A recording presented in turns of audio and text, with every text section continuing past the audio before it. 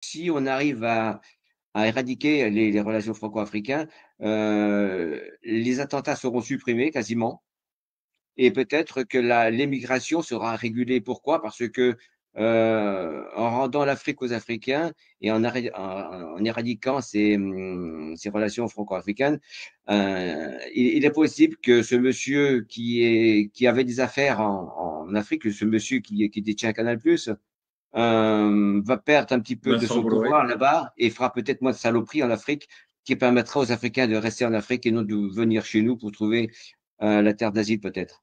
Serge, vous avez énoncé 2 points plus que pertinents. Le premier, à savoir, sujet très délicat, le terrorisme.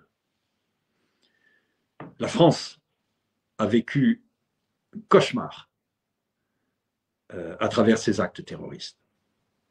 Je confirme et je valide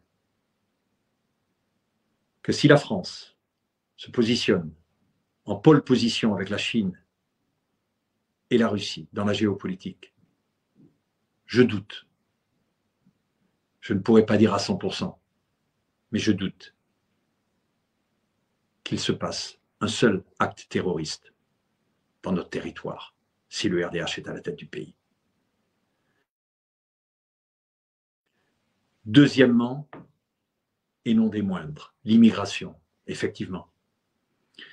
Effectivement, cela va terriblement affecter en positif l'immigration dans notre pays, c'est-à-dire qu'il n'y aura, bien qu'ils aiment bien la France, mais ils viennent en France pourquoi?